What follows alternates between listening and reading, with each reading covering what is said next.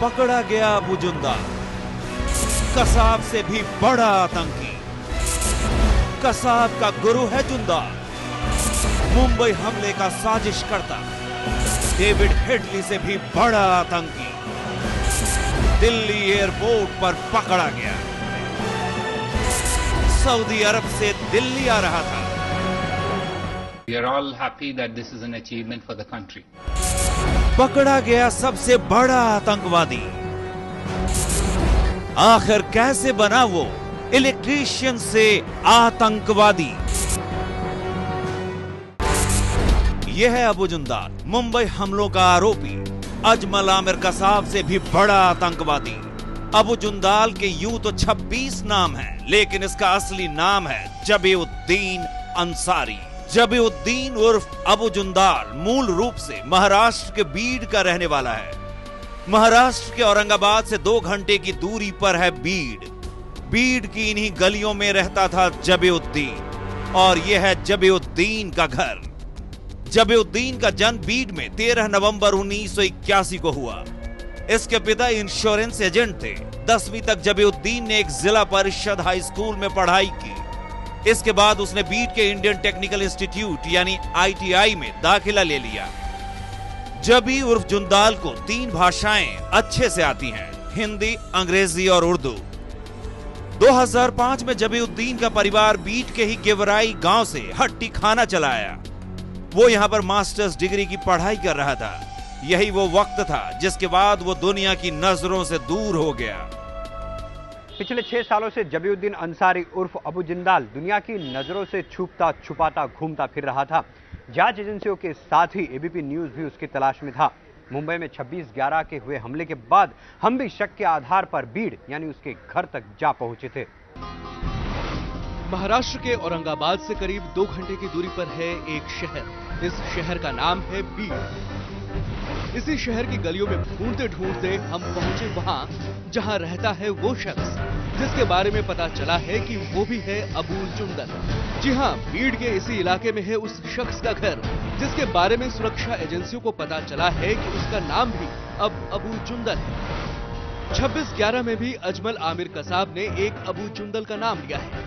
कसाब ने कहा है कि जुंदाल ने 26/11 के आतंकियों को हिंदी सिखाई। अब हम आपके सामने करने जा रहे हैं वो खुलासा कि ये घर असल में किसका है। ये देखिए, ये है उस शख्स की तस्वीर जिसका ये घर है। 2006 में महाराष्ट्र पुलिस ने RDX और AK-47 समेत हथियारों का बड़ा जखीरा तो बरामद कर लिया, लेकिन वो इसके मास्टरमाइंड को पकड़ने में नाकामयाब रही। जब भी पुलिस को चकमा देकर भाग गया, पहले बांग्लादेश और बाद में पाकिस्तान, और अब महाराष्ट्र के छोटे से शहर का ये लड़का लश्कर का बन गया है एक बड़ा कमांडर। वर्ष 2005 के आसपास जबीउद्दीन आतंकियों के चक्कर में पड़ गया। माना जाता है कि जबीउद्दीन का रिश्ता आतंकियों से उस वक्त से जुड़ गया था जब वो प्रतिबंधित आतंकी संगठन सिमी के करीब आया था। इसके बाद तो वो आतंक की दुनिया में ही शामिल हो गया। माना यह भी जाता है कि आतंक की ट्रेनिंग उसे लश्कर तैयबा के फैयाज काजी से मिली थी। यही है MLA हॉस्टल जहां पर जबीउद्दीन उर्फ अबू जुंदाल 2006 में रुका था। औरंगाबाद में हथियारों के जखीरे के पकड़े जाने से पहले इसी हॉस्टल में ठहरा था जबीउद्दीन। ABP न्यूज ने 2006 में इस हॉस्टल के बारे में आपको बताया भी था। विधायक निवास में सुरक्षा के नाम पर वैसे कोई खास इंतजाम नहीं है। यहाँ केवल एक सुरक्षा कर्मी है जो केवल आने वालों के नाम लिख भर लेता है। आज के वातावरण में यहाँ सिक्योरिटी अत्यावश्यक है, जो आज नहीं के बराबर है वो होनी चाहिए, और आने जाने पे थोड़ा चेक होना चाहिए, कौन आ रहा है कौन जा रहा है, इस पे नज़र गवर्नमेंट की रहनी चाहिए। औरंगाबाद पुलिस ने अजीज को गिरफ्तार कर मुंबई में आतंकवाद विरोधी दस्ते को सौंप दिया है। मुंबई के एक कोर्ट ने अजीज को 24 मई तक पुलिस हिरासत में भेज दिया है।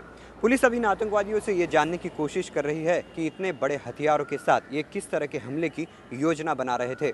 बड़ा सवाल यह है कि मुंबई में कोई तो था जो कि जबीउद्दीन का हमदर्द था, और साल 2006 में जिसने जबीउद्दीन को आमदार निवास यानी कि विधायक के फ्लैट में पनाह दी थी।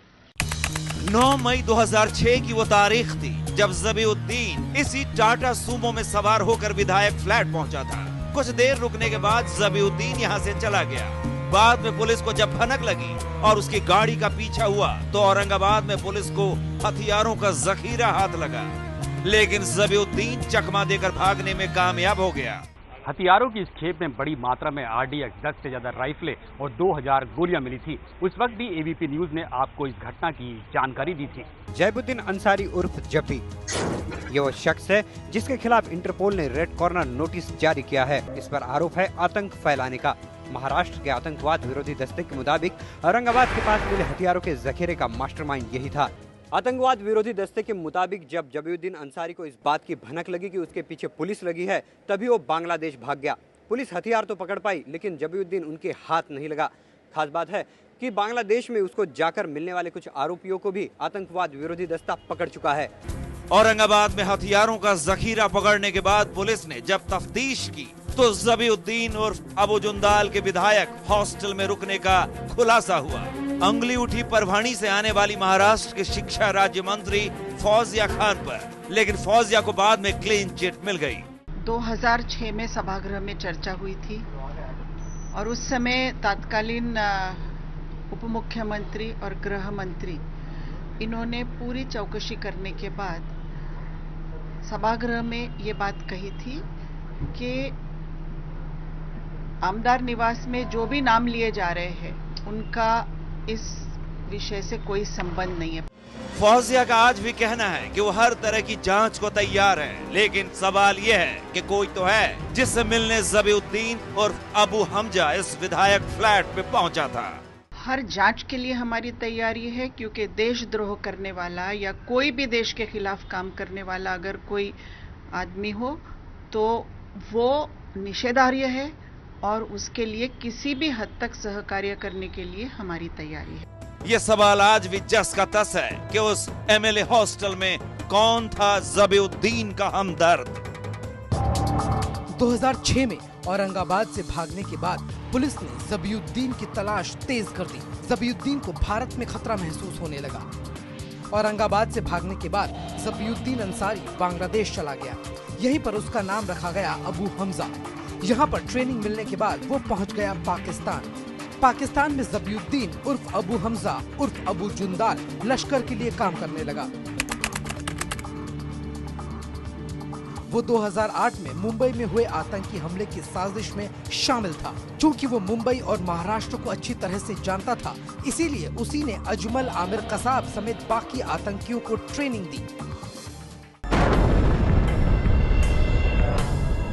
पाकिस्तान में जबीउद्दीन अंसारी उर्फ अबू जिंदाल लश्कर के लिए काम करने लगा। वो 2008 को मुंबई में हुए 26/11 के हमले में शामिल था। चूंकि वो मुंबई और महाराष्ट्र को अच्छी तरह से जानता था, इसलिए उसने अजमल आमिर कसाब समेत 10 आतंकियों को ट्रेनिंग दी। मुंबई हमले में पकड़ा गया एकमात्र जिंदा आतंकी था अजमल आमिर कसाब। कसाब ने ही जबीउद्दीन उर्फ अबू हमजा के कई राज खोले हैं। कसाब ने खुद बताया है कि एक शख्स ने हमले में शामिल सभी आतंकियों को हिंदी सिखाई थी। माना जा रहा है कि वो शख्स अबू हमजा उर्फ अबू जुंदाल ही था। शक जाता है जबीउद्दीन अंसारी उर्फ जब्बी पर। कसाब ने कहा था कि हिंदी सिखाने वाला भारतीय था और उसका नाम अबू जुंदाल था। जब कसाब ने कहा था कि वो भारतीय है, तभी सुरक्षा एजेंसियों के कान खड़े हो गए थे और सुरक्षा एजेंसियों ने तब जाना था कि जबीउद्दीन अंसारी ने अपना नाम बदलकर अब अबू जुंदल रख लिया है। 26/11 के आतंकी हमले के दौरान मुंबई पुलिस के पास आतंकियों और उनके आकाओं से बातचीत की जो रिकॉर्डिंग मिली है, उसी बातचीत से इस बात का खुलासा हुआ है और इसी के जरिए हमले में जबीउद्दीन उर्फ अबू जुंदाल की भूमिका भी सामने आई है। बातचीत की रिकॉर्डिंग में पता चला कि नरीमन हाउस पर हमले के दौरान एक शख्स बार बार वहां हमला कर रहे आतंकी अबू अक्सा से शुद्ध हिंदी में बातचीत कर रहा है। बातचीत के दौरान वो शख्स गठबंधन, करेंगा, प्रशासन जैसे शब्दों का इस्तेमाल कर रहा है, जबकि बाकी संदेश देने वाले उर्दू में संदेश दे रहे हैं। इसी बातचीत में जांच एजेंसियों के शक की सुई सीधे अबू जुंदाल यानी जबीउद्दीन अंसारी पर गई।